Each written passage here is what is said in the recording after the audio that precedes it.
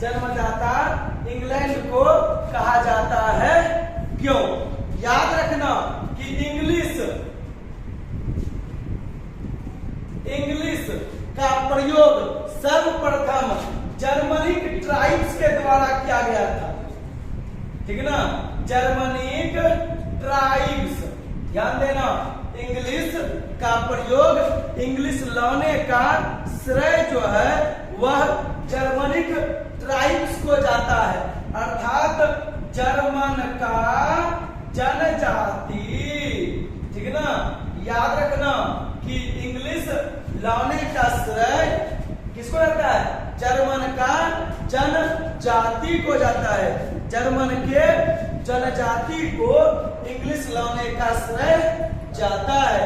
लेकिन यह बात याद रखना, तुमसे पूछ देगा कि जर्मन का जो जनजाति है जिसे इंग्लिश लाने का श्रेय जाता है, ठीक ना, उनका संख्या कितना था? आया समझ में? उनका संख्या कितना था? तो याद रखना उनका संख्या जो है तुम्हारा क्या है? वह 3 है। कितना है? 3 है। कौन कौन? एक चीज ध्यान देना हो कि कौन कौन। तो 3 जनजाति जो है उनमें से पहला नंबर में तुम्हारा एंग्लो आता है। ठीक ना? पहला नंबर में क्या आता है? एंग्लो आता है। और दूसरा नंबर में सेक्शंस आता है। दूसरा नंबर में सेक्शंस आता है। और तीसरा नंबर में जूट्स आता है। तीसरा नंबर में जूट्स आता है। उनको बोल देगा कि right the names of 3 Germanic tribes. ठीक ना? मतलब 3 जर्मनिक ट्राइब्स का नाम लिखने के लिए बोल देगा। तो याद रखना पहला नंबर एंग्लो, पहला नंबर एंग्लो, दूसरा नंबर सेक्शंस, दूसरा नंबर सेक्शंस, तीसरा नंबर जूट्स, तीसरा नंबर जूट्स। ठीक ना? इन तीनों को मिला देने से, ध्यान में रखना, इन तीनों को मिला देने से ही तुम्हारा बनता है एंग्लो सेक्शन। ठीक ना? इन तीनों को मिला देने से ही बनता है तुम्हारा एंग्लो सेक्शन। ठीक ना? इसी का दूसरा भी नाम है, इसी का दूसरा नाम भी है जो कहलाता है तुम्हारा एंग्लो सेल्टिक। ठीक ना? क्या कहलाता है? दूसरा एंग्लो सेल्टिक। और इसी का तीसरा नाम भी हो जाता है तुम्हारा ओल्ड इंग्लिश। ठीक ना? यह तुम्हारा क्या हो जाता है? तीसरा नंबर हो जाता है ओल्ड इंग्लिश। देखो हमारा जो यह ओल्ड इंग्लिश आया है वह कहां से आया हुआ है, इस चीज पर हमको ध्यान देना है।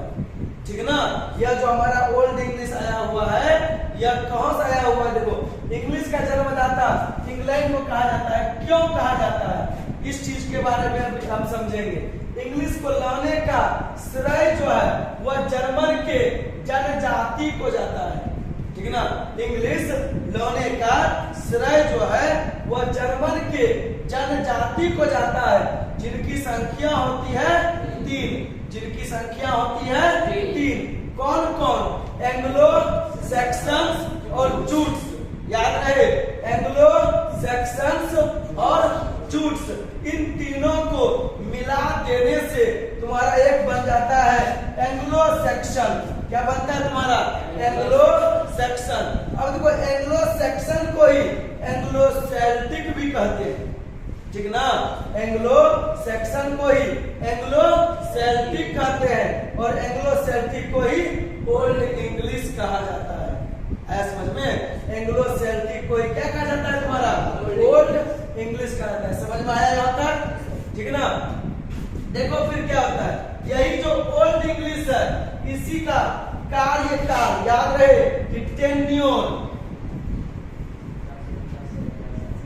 ठीक ना? इसी का जो है कार्यकाल तुमसे पूछ देगा ओल्ड इंग्लिश का। तो याद रखना कि 449 ईस्वी से लेकर के 1066 ईस्वी तक याद रहे यह चीज। ठीक ना? यही ओल्ड इंग्लिश। देखो ओल्ड इंग्लिश कहां से मेरा शुरुआत हुआ? ठीक है ना? 449 ईस्वी में वह घटना घटा जब इंग्लैंड के लोगों ने जर्मन के लोगों पर आक्रमण कर दिया, ठीक ना। इंग्लैंड के लोगों ने जर्मन के लोगों पर आक्रमण करके उनसे इंग्लिश लैंग्वेज को उसने क्या कर लिया, ले लिया। क्या कर लिया उनसे, उसने इंग्लिश लैंग्वेज को ले लिया। कितना ईस्वी में, 449 ईस्वी में इंग्लैंड के लोगों ने जर्मन के जनजातियों पर आक्रमण करके उनसे इंग्लिश लेटर को उसने क्या कर लिया, छीन लिया। क्या कर लिया उसने, छीन लिया। और उसी से तुम्हारा यह ओल्ड इंग्लिश का कार्यकाल जो है 449 ईस्वी से लेकर के 1066 ईस्वी तक होता है। और यहीं से तुम्हारा फिर एक बनता है जिसका नाम हो जाता है तुम्हारा क्या, मिडिल इंग्लिश, ठीक ना। इसी का फिर दूसरा कहलाता है क्या तुम्हारा, मिडिल इंग्लिश, जिसका कार्यकाल, ठीक ना, 1150 ईस्वी से लेकर के 1500 ईस्वी तक, ठीक ना। 1150 ईस्वी से लेकर के 1500 ईस्वी तक। फिर इसी से एक फिर बन जाता है तुम्हारा जो कहलाता है मॉडर्न इंग्लिश, ठीक ना। जो क्या कहलाता है तुम्हारा, मॉडर्न इंग्लिश। इसका कार्यकाल जो है 1500 ईस्वी से लेकर के अब तक, ठीक ना। याद रखना कि मॉडर्न इंग्लिश का जो कार्यकाल है वह 1500 ईस्वी से लेकर के अब तक जो कार्यकाल है, समझे। यह जो हुआ तुम्हारा यह मॉडर्न इंग्लिश, समझ में आया, ठीक है ना। देखो टेन्योर का मतलब याद रखना क्या होता है तुम्हारा, कार्यकाल। क्या होता है तुम्हारा यह कार्यकाल। याद रखना कि ओल्ड इंग्लिश 449 ईस्वी से लेकर के 1066 ईस्वी तक, मिडिल इंग्लिश 1150 ईस्वी से लेकर के 1500 ईस्वी तक, और मॉडर्न इंग्लिश 1500 से लेकर के अब तक।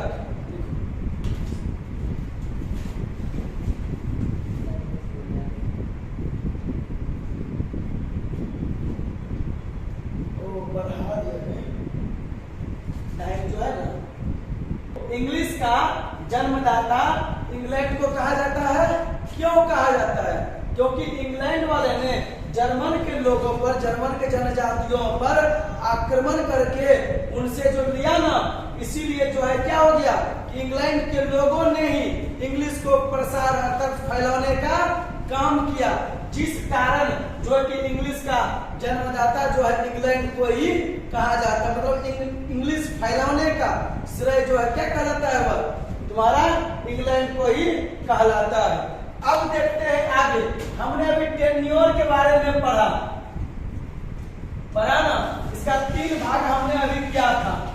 पहला को क्या कहें, ओल्ड इंग्लिश, ये ना पहला को ओल्ड इंग्लिश कहें, इसके बारे में समझना। और दूसरा को हमने मॉडर्न इंग्लिश कहा,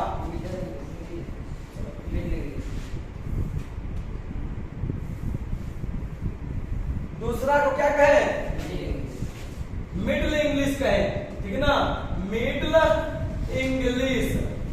और तीसरा को हमने कह दिया क्या, मॉडर्न इंग्लिश। ध्यान देना और समझना, मॉडर्न इंग्लिश। अब बात यहां पर यह आता है कि 449 से लेकर के 1066 ईस्वी तक तो ओल्ड इंग्लिश रहा है, ठीक ना।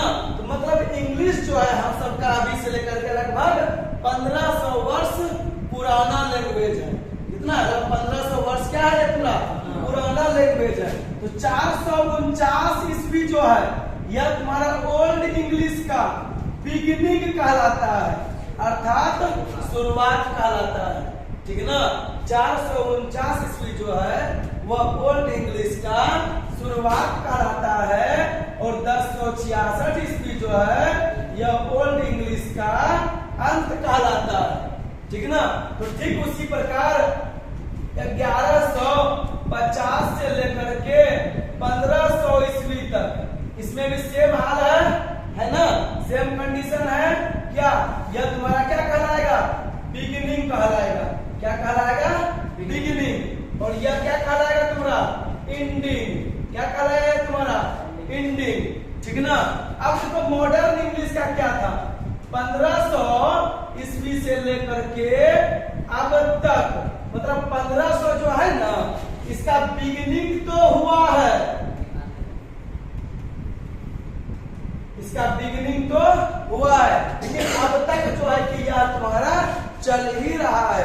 लेकिन जब आगे चैप्टर में एंट्री लेंगे ना, तो ध्यान देना कि मॉडर्न इंग्लिश को भी दो भाग में बांट दिया गया है, मॉडर्न इंग्लिश को भी दो भाग में बांट दिया गया है, उसके बारे में हम आगे पढ़ेंगे। अभी देखो क्या है, अभी नया वर्ड तुम सबके सामने में आया हुआ है, क्या, एडी, ठीक है ना। यह एडी क्या चीज है, ठीक है ना। तो याद रखना कि एडी का हिंदी जो होता है, तुम सभी लिखे होगे ईस्वी, ठीक है ना। एडी का हिंदी क्या होता है, ईस्वी। इसको इसका पूरा नाम कहलाता है तुम्हारा एनो डोमिनी, याद रहे यह चीज, क्या कहलाता है तुम्हारा यह एनो डोमिनी। फिर उसके बाद बीसी आता है, ठीक है ना, जिसका क्या कहलाता है, ईसा पूर्व, क्या कहलाता है इसका, ईसा पूर्व। याद रहे इसे कहते हैं हम बिफोर क्राइस्ट, ठीक है ना, इसे क्या कहते हैं हम, बिफोर क्राइस्ट। और एक बात याद रखना कि एडी को ही ना सीई भी कहते हैं, ठीक है ना, एडी को ही क्या कहते हैं, सीई भी कहते हैं, जिनका पूरा नाम होता है तुम्हारा कॉमन एरा, ठीक है ना, जिनका पूरा नाम क्या होता है, कॉमन एरा। फिर बीसी का भी पूरा नाम होता है तुम्हारा बीसीई, ठीक है ना। बीसी का दूसरा नाम, एडी का दूसरा नाम था ना सीई, जिसका मतलब क्या होता है, कॉमन एरा होता है, ठीक है ना। ठीक उसी प्रकार क्या तुम्हारा बीसी का बीसीई होता है, जिनका पूरा नाम है तुम्हारा क्या, बिफोर कॉमन एरा। समझ में, इसका पूरा नाम क्या होता है तुम्हारा, बिफोर कॉमन एरा। एक बात याद रखना कि एडी हमेशा इंक्रीज ऑर्डर में होता है, हाँ, ठीक ना, एडी हमेशा इंक्रीज ऑर्डर में होता है। जैसे में हमने कह दिया कि 2015 ईस्वी से लेकर के 2010 ईस्वी तक यह क्या पूरा बढ़ते क्रम में होता है ना, लेकिन बीसी जो होता है ना, याद रखना बीसी हमेशा डिक्रीज ऑर्डर में होता है। कौन सा ऑर्डर में होता है, बीसी हमेशा डिक्रीज ऑर्डर में होता है। बीसी का मतलब यह हो गया कि यदि तुम 1000 ईस्वी से ले रहे हो, यह घट करके तुम्हारा 950 ईसा पूर्व तक आ जाएगा। समझ में, मतलब 1000 जो बीसी तुमने लिखा, यह घट करके 950 बीसी में आया, मतलब यह धीरे धीरे कहाँ जाएगा, यह 01 तक यह पहुंचेगा। 1 तक जाने के बाद फिर से यह 2 से स्टार्ट हो जाएगा। समझ में, तो याद रखना यह चीज कि एडी हमेशा इंक्रीज ऑर्डर में होता है और बीसी हमेशा डिक्रीज ऑर्डर में होता है। बोलो एडी और बीसी के बारे में समझ में आ गया ना, ठीक है, लिखो।